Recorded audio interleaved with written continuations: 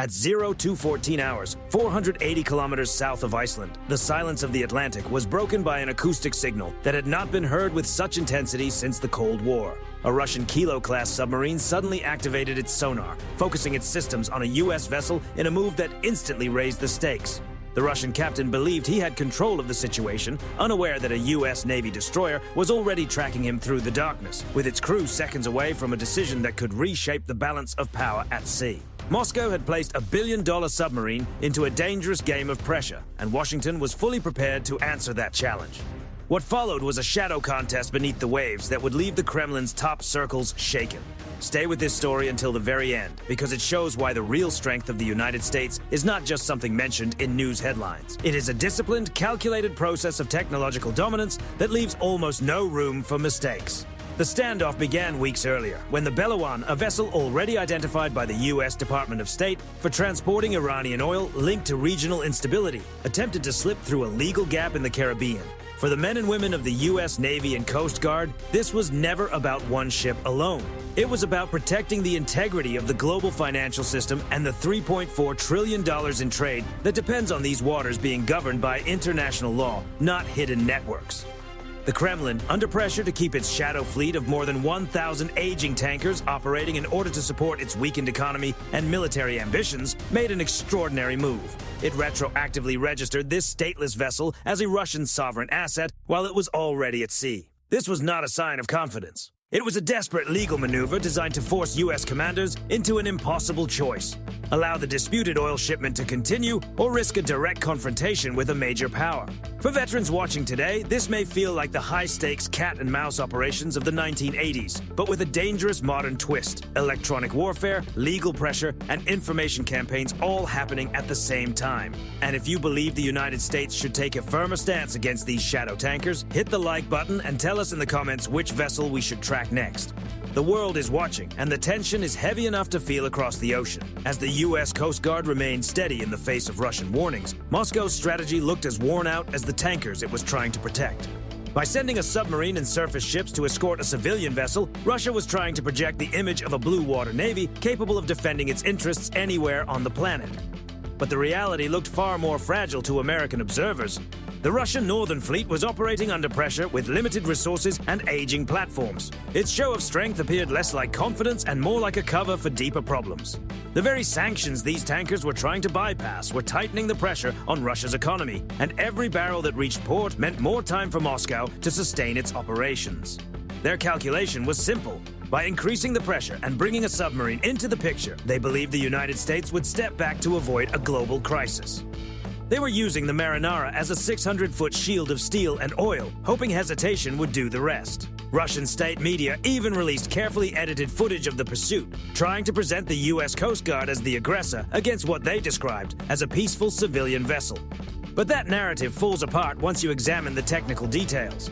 The vessel's dark AIS activity, questionable registration, and suspicious timing. Moscow was testing the edge of the NATO perimeter, searching for weakness without realizing it was moving directly into a highly advanced surveillance network. The technological gap in this theater was enormous, and it began with the Arleigh Burke-class destroyer USS Oscar Austin, a 9,300-ton engineering platform equipped with the Aegis combat system. While the Russian Kilo-class submarine depends on quiet movement to survive, the Oscar Austin's AN/SPY-1D phased array radar and AN/SQQ-89 version 15 undersea warfare suite can turn the surrounding ocean into something much closer to a transparent map. The destroyer carried the Mark 54 lightweight torpedo, a system designed to counter diesel-electric submarines in complex waters, along with the RUM-139 vertical launch Ass-Rossi, capable of delivering an anti-submarine response to a target area in under 90 seconds from miles away. Above the scene, a P-8A Poseidon maritime patrol aircraft, one of the most advanced submarine hunting platforms ever built, released a pattern of 32 sonobuoys, creating a digital net that the Russian captain could not easily escape. The aircraft's Raytheon APY-10 radar is sensitive enough to detect a submarine snorkel from miles away, even in rough seas. What Moscow expected to be a pressure tactic became something very different. The moment the submarine revealed itself, American systems began connecting the dots. Every movement, every signal, every sound in the water became part of a larger picture. And once that picture formed, the Russian crew was no longer controlling the situation. They were inside a network designed to see first, understand first, and respond first. While Russia appeared to rely on tactics shaped in the 20th century, the U.S. Navy was operating in a fully connected multi-domain environment, where every sensor, from the seabed to satellites overhead, fed into one seamless awareness network. The Kilo-class submarine may be quiet, but its propulsion system still carries a recognizable acoustic profile that the U.S. Navy has studied and archived for decades. American analysts know the rhythm of its pumps, the frequency of its propellers, and the subtle mechanical patterns that reveal its movement beneath the surface. This was never a contest of chance. It was a clear demonstration of naval precision, discipline, and technological superiority. The decisive moment came at 03:45 hours, when the Russian submarine made its final miscalculation. It began a rapid ascent, apparently hoping to surface dramatically and pressure the U.S. Coast Guard vessel into backing away. But the USS Oscar Austin had already anticipated the move before the Russian ballast tanks even began to shift. As the 4,000-ton Kilo-class submarine broke through the surface like a dark shape rising from the Atlantic, it found itself directly observed by the Oscar Austin's 5-inch Mark 45 naval system and 2 close-in defense systems already tracking its sail. The U.S. commander did not alter course in panic.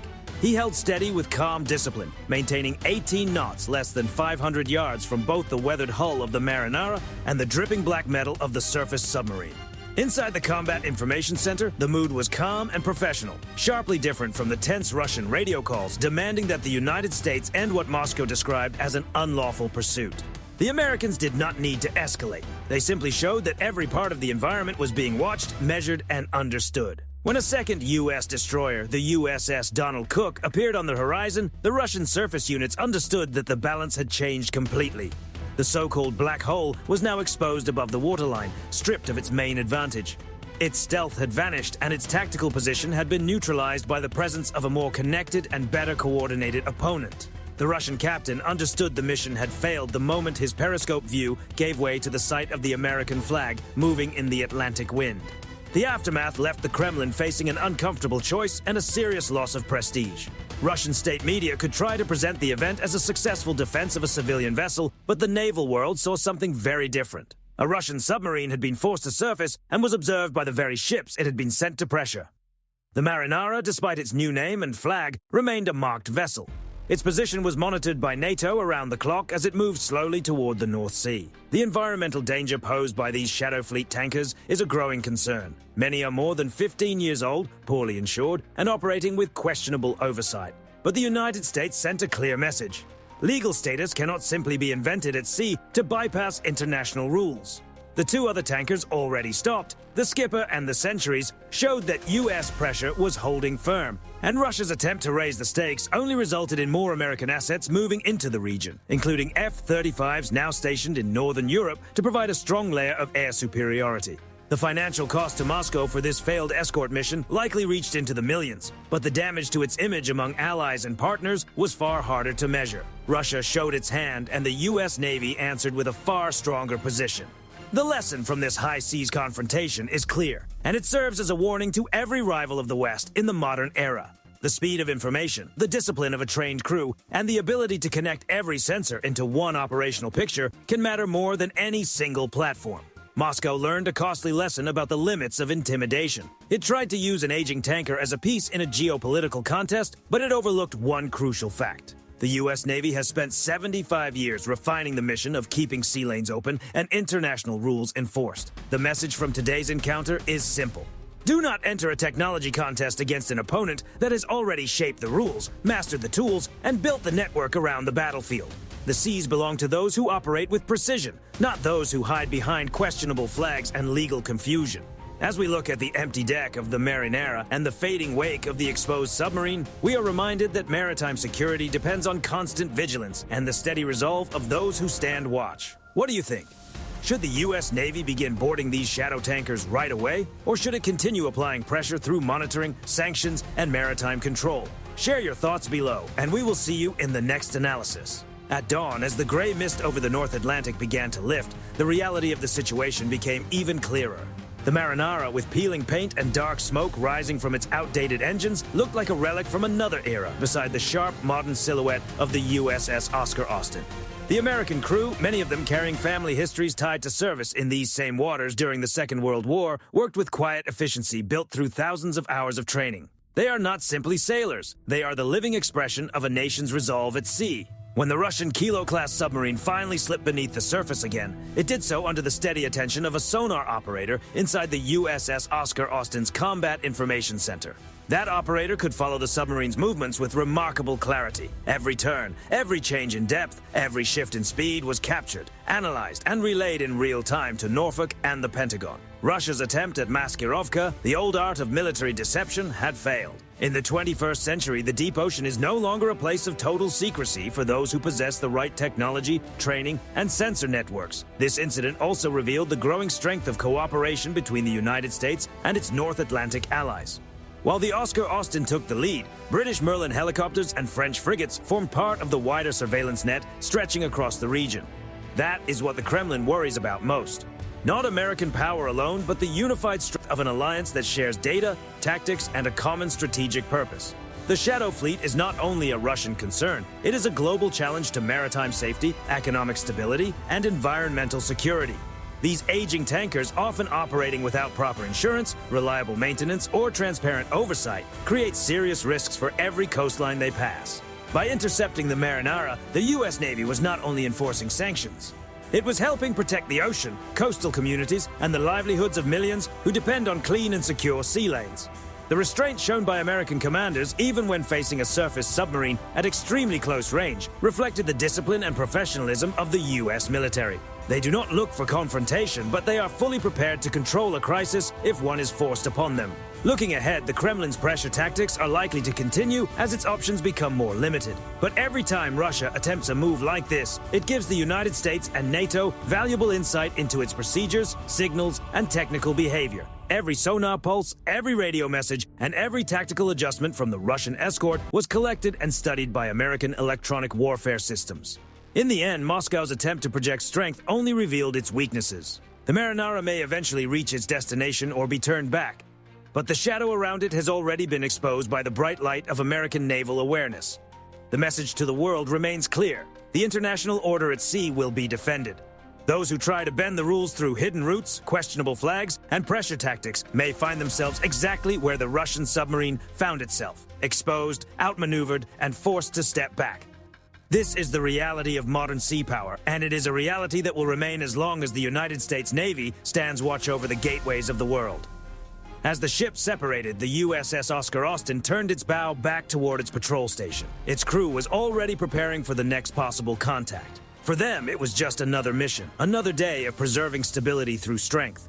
But for the world, it was a reminder that the ocean remains one of the ultimate arenas of power. The technological reach of the Aegis system, the silent precision of the P-8A Poseidon, and the steady nerves of the American sailor form a barrier between order and chaos.